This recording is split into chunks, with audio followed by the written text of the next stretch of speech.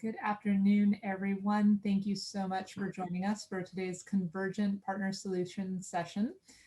Before we get started, just a few housekeeping items. This is an express session lasting about 20 minutes, and all attendees will be muted throughout the session. Please use the chat if you have any comments or questions for our speakers. We will use the last 5 minutes for Q&A. We'll take as many questions from the chat as we can. And do note that this session is being recorded. It will be available tomorrow on the event site and through October 15th. Please feel free to share with any of your colleagues who may not have been able to attend. Today, we are pleased to be joined by Rick Kiernan from Convergent and Andrea Fleming from the Alamance Chamber of Commerce. And I will now hand it over to Andrea to get today's presentation started. Thank you both for joining us. Sure. Thank you for having us. And thank you to Convergent for inviting the Alamance Chamber to be one of their case studies and kind of share our testimonial for our experience with Convergent. I am Andrea Fleming. I'm with the Alamance Chamber in North Carolina. We're right in the center of the state, located between the Raleigh-Durham area and the Greensboro-Winston-Salem High Point area. I've been here at the Alamance Chamber about 14 years in a couple of different roles, and prior to that was with the Greater Raleigh Chamber of Commerce in roles from research and marketing all the way up through client work. So I have spent my full career in economic development and a significant time with Convergent over that time. A little bit about the Alamance Chamber. We're in a county of about 170,000. Our chamber has about 650 or so members, fluctuating, 25 or so either way. We have about 65 private investors and about 6 public investors. So we have funding through the county as well as about 5 of the municipalities in our area. So currently, I serve in a role as Director of Existing Industry Services, assisting companies in the area in all kinds of areas through the last 18 months, a lot of COVID support. I've learned a lot about vaccines and COVID safety in the workplace, a lot of workforce development, talent retention, recruitment, talent development, and then also work with companies as they potentially expand, working through that process. So here, I don't know if we can say post-COVID, but getting towards that area, really revisiting economic development a little bit, looking at what our community needs are. Still a lot on talent and workforce, probably more so than pre-COVID. Really looking at small business entrepreneurial development support, working in diversity, equity, and inclusion for all things economic development. A little bit about kind of where our area is for kind of our different industry breakdowns. We have a lot of our focus on industrial recruitment. This past year, we had major announcements from UPS, Chick-fil-A, Lotus Bakeries that makes those yummy Biscoff cookies on the airplanes. Those things are not going away, but we're looking at expanding our focus a lot more. And to initiate some of those big changes, we need to be a well-funded organization. Again, we have a long history with Convergent. We're currently working on our 3rd project, our 3rd campaign here in Alamance County. And prior to that, I worked with Convergent on 2 different campaigns at the Raleigh Chamber. So obviously very pleased to have them as a partner, to have a well-funded organization to be able to do some of these big projects. So with that, I'll turn it over to Rick for him to introduce himself and Convergent Nonprofit Solutions. Hey, Andrea. Thank you so much. And everybody, it's great to be here with you today. My name is Rick Kiernan. I'm a principal with Convergent Nonprofit Solutions. And as Andrea has mentioned, we manage capital campaigns primarily for chambers of commerce and economic development organizations all over the country. The campaigns range in size from about $1 to $20 million. They're typically over a 3 to 5 year period of time. We've worked in communities as small as Burlington, Iowa, about 30,000 people, as large as Raleigh, North Carolina, where I am today, and everywhere in between. I have been in the fundraising industry, jumped in 1996. In fact, it was June. So just last month, I passed my 25-year anniversary. So I've been around the block a few times. Helped our clients raise over $200 million over that period of time. And predominantly my clients have been chambers of commerce and economic development organizations. We've had a pretty good ride. We've been in business for about 12 years. I started the company with 3 other principals, partners back in January '09. Perfect time to start a fundraising firm, depths of the Great Recession. But it's been a pretty good ride. We're about 40 people in strength right now. We manage about 30 client engagements at any given time. And what are those client engagements? Well, they're capital campaigns. And for those of you who attended the summit welcome this morning with Jay and Casey and Dave, I thought Dave did a great job of summarizing this. For most chambers, when you look at revenue streams, you're looking at dues, non-dues revenue, and then cause-related fundraising. And we're seeing cause-related fundraising initiatives really take off around the country. That could be for a new building. It could be to attract companies and jobs to town. It could be attracting talent to town. It could be addressing workforce issues. It could be addressing housing issues, downtown revitalization. Cause-related fundraising is not designed to shore up your budget. As Dave mentioned, you don't go out and raise money and then figure out how you're going to spend it. You come up with specific needs that need addressing by your chamber that affect the entire community. If you put together a program of work like that, there's going to be funding that's available. So to give you an example of some of these cause-related fundraising initiatives, capital campaigns, I invited Andrea to join us. As she mentioned, we've worked with them a number of times. I'm going to turn it back over to Andrea so she can walk through some of the history, some of the work we've done together, and then I'll talk about our current fundraising effort and what we're seeing there. So Andrea, with that being said, it's all yours. Okay. So I joined the Alamance Chamber in 2008. So a little bit of this does predate my time here. Our Economic Development Foundation, which is the foundation for our private funding that comes into the chamber to support economic development, that was actually established in 2005. The community really wanted to do more. We're a very textile-based economy back in 2005, or had been, and it was quickly going overseas. Burlington is our largest city here, and many of you probably have heard that tied in with different textile companies. So the community really saw that as a crisis, decided we needed to do more for economic development, and established an economic development foundation to fund bigger picture efforts for economic development. Pretty much it was our board going out and asking their colleagues, their friends, other companies in the area. So it was kind of business leaders asking other business leaders for those pledges. So in 2005, starting off $600,000 for a 5-year campaign, or sorry, 3-year campaign. That was a great start because we were starting from nothing. That came back around in 2008 to start another campaign. And during that campaign, about halfway through, really the bottom of the economy dropped out. And not only did people not want to write their own pledge, they didn't want to ask anyone else to make a pledge to economic development. It was just bad timing. We limped along a little bit, and then in 2011 realized we needed to do something different. So we reached out. There are other companies. We had a couple of different proposals. Convergent came out far and above the rest as far as how they proceed with a funding campaign and how they help an economic development organization very professionally move through this process. To raise, you can see on the slide, to raise that much additional money, you really need to have a process, a strategic plan, and very professional asks for those kinds of dollars. People are making these big payments. They want to see a big return, and Convergent really helps us look extremely professional, make those big asks, be able to answer the questions about return on investment. So in 2011, came in and raised almost $1.8 million. That is for 5 years, so it is for a little bit longer term period. And as Rick just advanced my slide for me, really those keys to success: identifying the leaders in the community, so those people in the community that their voices are heard, and they also can write big checks.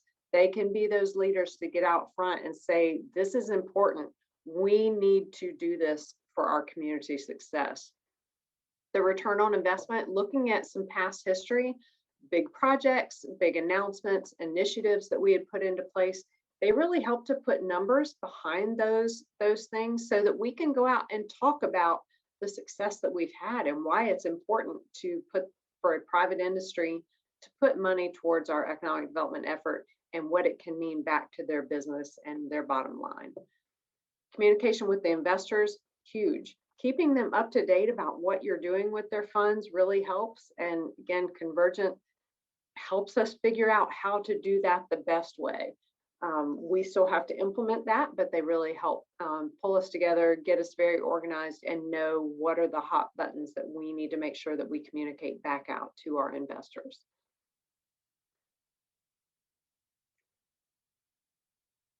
Trying to think the next slide. 2016. Okay, time flies. 2016, it was time to do this again. Raised 1.9 with Convergence assistance. So that's where we are now. We're in our 5th year of this campaign from 2016. During that, they helped us look at where we were and set some goals for those 5 years. We had goals of about 1,500 jobs and $250 million of announced investment. To date, we've announced 1,461 jobs, so we're right on the cusp of hitting that goal. We've blown our investment out of the water with 526 million. I do have to say there's a big asterisk on that. We had one single project with UPS, a large distribution center, that their project alone was $262 million investment. But really, we're year 5. We're very happy with Convergent. We knew that it was time to continue the momentum that we have built upon. We didn't want to take a pause. We knew we wanted to go into another campaign, and it was with very little discussion that our board decided to continue with Convergent to work through this process. Fundraising is not easy. Convergent makes it as painless as possible. There's still a lot of staff time, board time that goes into this. We just wrapped up our feasibility study, and I believe Rick's going to talk a little bit about that. I will not step on his toes for that slide. But we have just wrapped that up. And Rick, is it time for me to turn it back to you? Yeah, I'll take it from here. And then we'll open it up for questions in a few minutes. You know, the key, I think, and what I've always seen, and Andrea, thank you so much because you did such a great job of giving an overview of the work. It's addressing those community needs. What we say in the fundraising world, if they help you write your plan, they help you underwrite your plan. And that's why every 5 years we go back and we do another feasibility study to test what it is the community needs. And so this go round, it's all focused on workforce attraction, retention, development. Go figure, right? I imagine everybody who's tuning into this call right now, you have shortages of workforce in your communities. We're managing these types of campaigns in Greenwood, South Carolina, Henderson, Kentucky, Elmira, New York, all across the board. So what is the chamber going to do to address the workforce needs of major employers and small employers and medium-sized employers across the county? This is something that's really big, obviously, over the last, say, 18 months or so. DEI, in light of the events of 2020, we in the Alamance Chamber became very intentional about reaching out to non-traditional feasibility study interviewees to get different perspectives on what the chamber was proposing to do to make sure that it wasn't just the same old, same old. And kudos to the chamber for embracing some of that feedback. We also reached out to major manufacturers. You know, historically, they have not been a part of these capital campaigns. They're chamber economic development clients. The chamber's out working with them. They didn't want to go back out and ask these folks for money, but they have very specific needs, specifically when it comes to talent and supplier recruitment and so forth. And this is the neat thing that I really like. The result of adding DEI manufacturing interviewees, we did 64 study interviews going back 5 years ago. This time we just wrapped up a couple of weeks ago. We conducted 85 interviews with about 91 interviewees.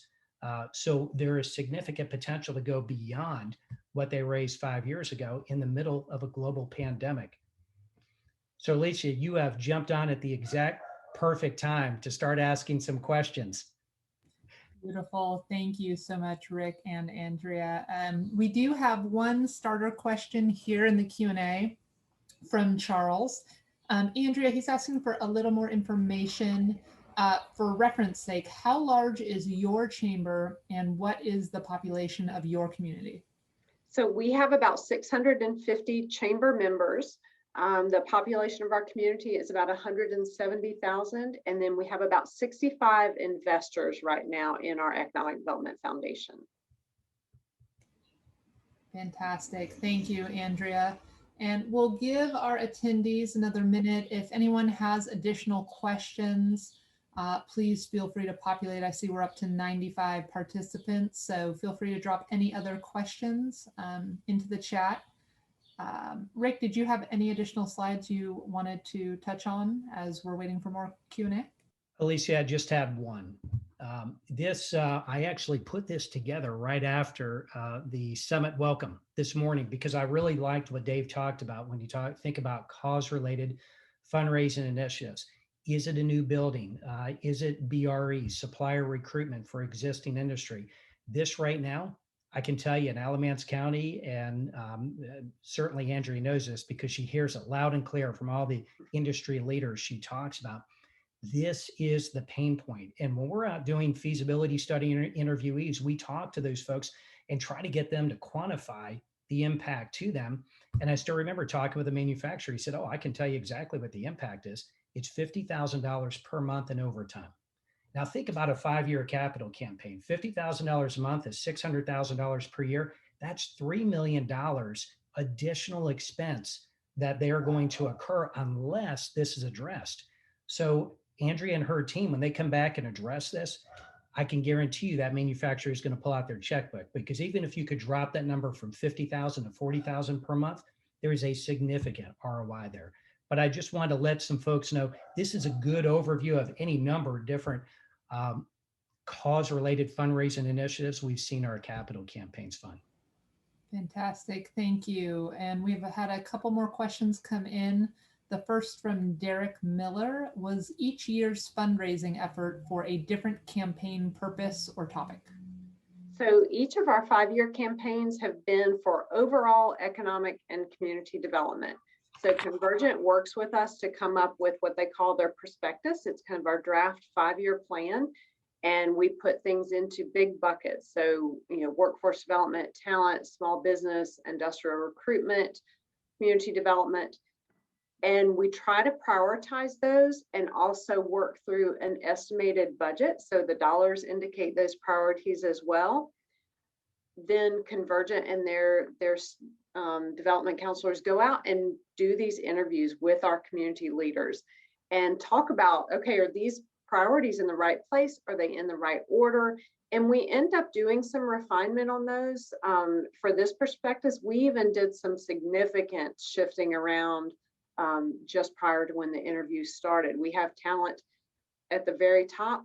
Actually, industrial recruitment is next to last on this campaign, whereas the previous 2 campaigns, it's been almost number 1 or number 2, I think. So it does shift, very different this time than our previous 2 campaigns. So I think small business entrepreneurial development is number 2 for our priorities, both for staff, for time, and for dollars expended. So it does determine on what our current 5-year plan will be. Fantastic.